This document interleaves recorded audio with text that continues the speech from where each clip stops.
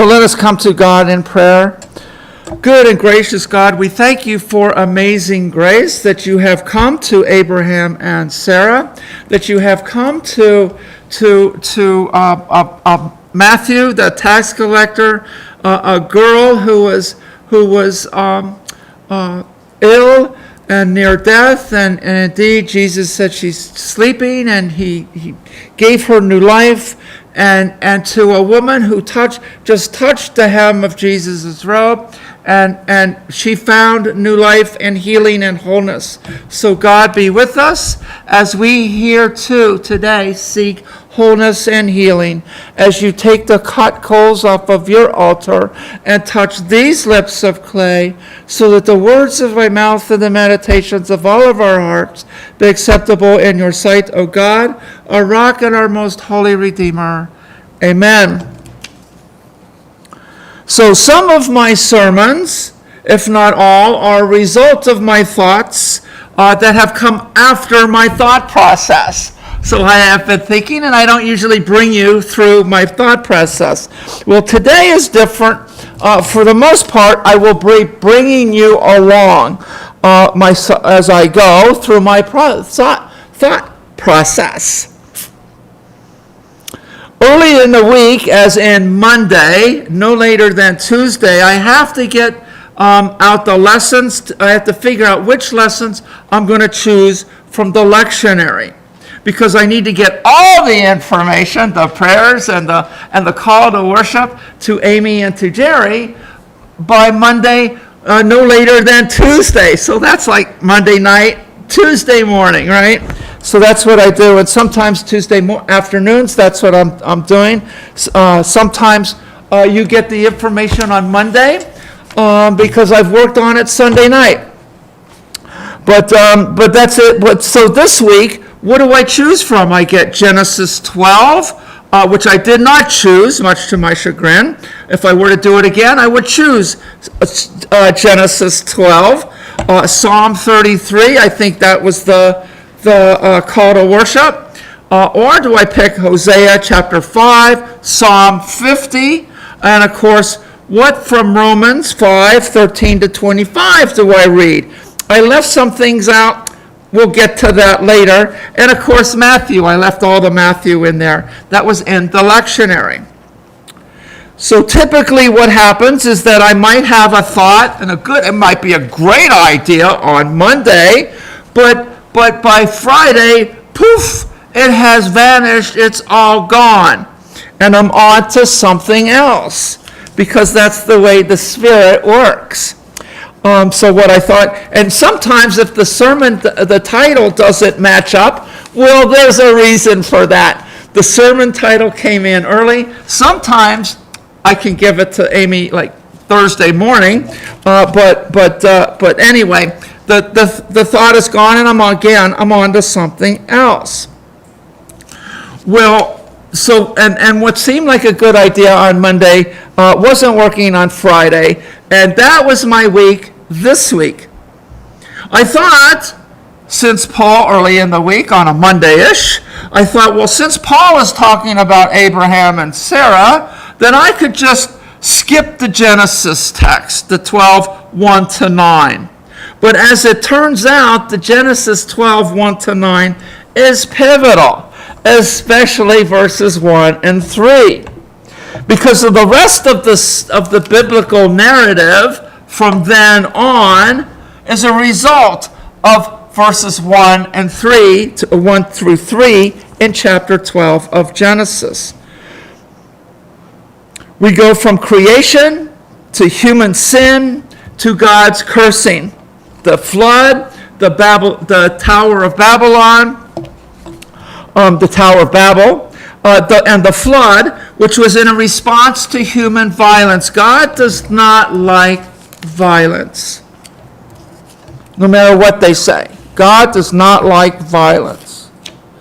Genesis 12, 1 to 9 is pivotal, moving us from prehistory to history. Although it reads more like legend than actual history, it is filled with a combination of politics and theology. But as we move from curse to blessing, those blessings carry with it God's promises.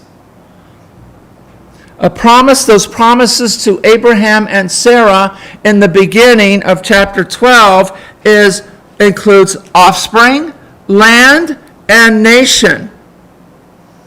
And it's important to note that Abraham and Sarah will never see offspring, land, and nation. They will see 2 sons. We'll get to that a little later. But for the most part, they will not see the promise. They have been promised a new future. And that's all it is a promise. Abraham will indeed have only 2 male sons, Ishmael and Isaac. The fulfillment of offspring, land, and nation won't actually happen until Saul comes and is king, and Saul is king in the year 1020 BC. And that's 980 years from this time when Abraham gets this promise, almost 2 millennium later, that the promise comes true. So Abraham will never see the promise. At the age of 75, though, he packs everything and heads south to the land of the Canaanites. Not only is 12:1-3 in Genesis pivotal and a fulcrum point, it's a fulcrum point because we had what we had, it's like a seesaw, and now we're on to something else. And this is what we're at. It is because not only because of history thing, curse, blessing, promise thing that we have going on, but these first three verses in Genesis is pivotal because God is changed and Abraham is changed. Both divine and human are changed in the promise of God to Abraham. From now on, God is a God of promise. God must deliver on those promises. And from now on, Abraham is changed because now he and Sarah are people who have faith in an unseen God with an unseen and yet unfulfilled promise. And Abraham never, not once, says to God, "Show me the promise show me the fulfillment of your promise, and then I will believe." He never says that. He never says to God, "Deliver on your promise first, and then I'll go and do what you say." He never says, "Show me proof of your promise." He never says, "Show me a sign." The promise was enough for Abraham to join in God's vision. God's promise and Abraham's response go hand in hand together. Promise and our response. Abraham is also changed in this moment because from now on he must put one foot in front of the other as he and Sarah live their lives because he hopes in the promise. There is hope and there is promise.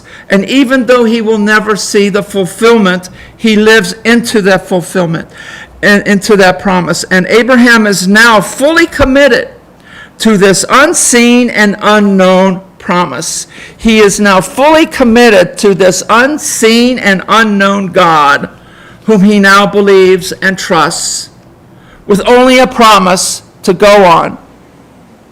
The world is changed.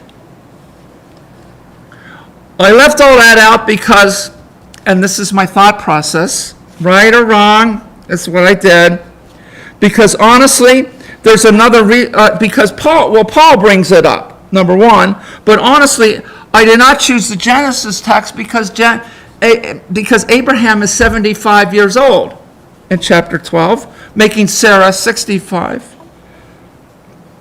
Later, by the time we get to chapter 15 and 17, Abraham will be 100 and Sarah will be 90 when she gives birth to Isaac.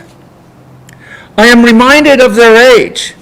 And in the part I left out in Romans, Paul says in verse 19, I left this part out, Abraham did not weaken in faith because he considered his own body, which was already as good as dead. For he was about 100 years old, and the barrenness of Sarah's womb. Apparently, in Paul's youthful eyes, 100 years old is as good as dead. Ouch. I admit, because I wanted to protect you, I left it out. I didn't really want to go there. And as the week went on, I thought of some of my private conversations with you, and I thought about Abraham and Sarah's age, and I thought, that's the point, isn't it? They're older, and they're given a promise, and they respond. I also thought back on our last board meeting that we had, or our last board of ministry meeting that we had. And during that meeting, I was wondering, if we wanted to return to coming forward for communion and form our circle. Did we or did we not want to come up forward, or did we not want to continue with pew communion?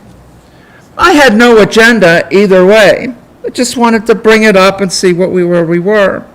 The consensus that day on the Board of Ministry was that because there were so many people who might have difficulty walking, that we should continue with pew communion.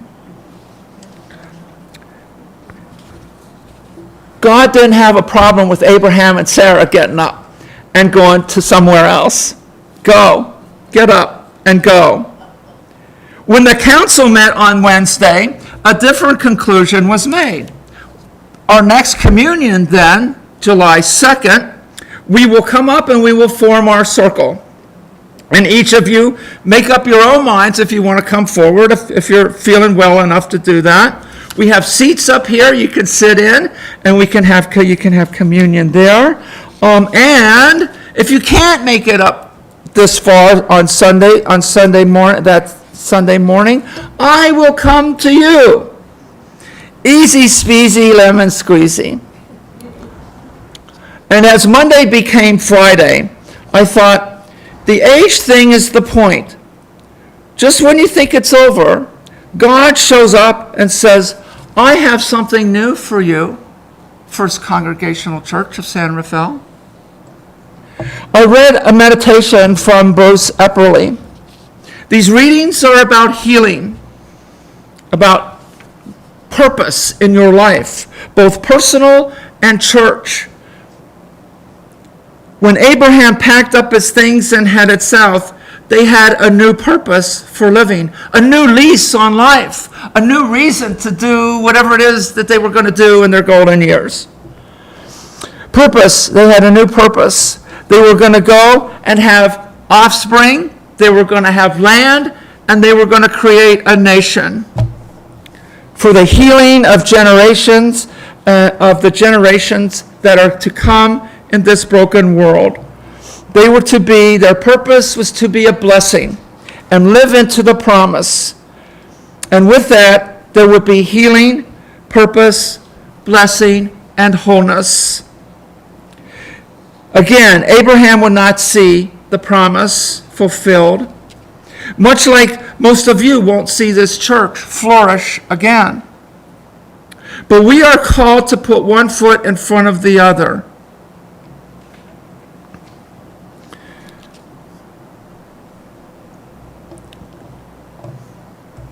I made notes, and my process doesn't make sense. My notes don't make sense. Or ask ourselves, for us at First Congregational Church, we ask, are we okay? And the answer is yes, we are okay. Was Abraham and Sarah okay where they were?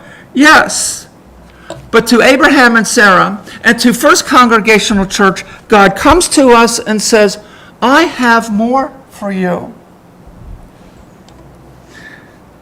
And like Abraham and Sarah, we say, I promise, and I trust in the promise. And so we're called to ask the questions, envision the visions on our journey.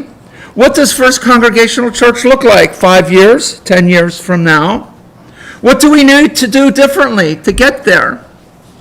What new things do we need to be doing? Not what did we do in the past. What new things is God calling us to in our future? Where are we going and how are we getting there? And what do we need to give up? And what do we need to do differently? And there's more questions coming. Abraham and Sarah make plenty of mistakes and errors along the way. They weren't perfect. God wasn't asking for perfection. They were asked to be faithful. And so God is asking us to be faithful as well. And so at the age of 75, Abraham and Sarah at her age of 65 found healing and wholeness, not in a promise, but by a gift that is already there, but in a promise of the gift in which they were going toward in their old age. Abraham and Sarah were of that age when they were supposed to downsize and settle in. They were supposed to figure out their way through the Medicare system and this thing about Part B and donut holes and prescriptions. And with all that they were asked, what do we do with the next part of our lives? What's next? How do we spend our golden years together with one another? Leaving home and bearing children was not what they had in mind. It wasn't the norm. It wasn't the usual. It's not what the neighbors were doing. And just like that, they were given a new purpose. Life has been given new meaning for them. And they were given new direction, a new provision. And they decided, let's go where God tells us to go. And so with faith, they headed into a new future. They took what they needed and they left the rest behind. In the gospel lesson, the tax collector was sitting at his tax booth. He was hated. And people didn't know anything about this tax collector except what he did. He took taxes from them. He took them, and the money went to Rome. And they said, what about our homeless? What about our roads? What about crime in our streets? Instead, the taxes collected went to Rome. And Matthew was hated for that. Have you ever been hated for who you are, what you do, the color of your skin, the language you speak, who you love? Jesus gave them a new purpose, a new reason for living. Come dine with Jesus Christ and the outcasts and the marginalized. There's a place for you at the table of Jesus Christ. That's the new message, new purpose, new meaning. And to the conservative legislatures around the world, stripping me of my rights, the right to read, the right to learn history, the right for medical care, there is a place at the table with Jesus.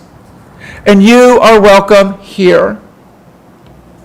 You are given new life and purpose in life for living. A young girl, a child, a female child, according to the culture back then, of not much value. But to her father and to Jesus, she indeed had value. She's part of the promise, once promised to Abraham and Sarah, as are you. And she was given new life and new purpose that day. And then there's the woman with the blood flow. No, you're not good. You're not acceptable. There's something wrong with you. She too is an offspring of the original promise, as are you. And Jesus sought healing and wholeness for this woman. As we all are, through Jesus Christ, we are given new purpose, new direction. And this is a gift. It's God's action to us, each of us, no matter who we are on life's journey. And just as Genesis 1, chapter 12, verses 1 through 3, is a pivotal focal point, so is this time together at First Congregational Church. At 130 years old, we have been given new direction, new purpose, and new hope, and a new promise. Like Abraham, Matthew, the girl, and the woman, we too have been given new opportunities. Our healing and our promise and our wholeness begins with God, but also involves choosing a new way of life, to choosing, like Abraham and Sarah did, to put one foot in front of the other and go forward. That following Jesus into a new world of new values, new promises, new possibilities, new hope. So be with us, O God, as we are with you on this new and renewed journey. Praise be to you, O Jesus. Amen.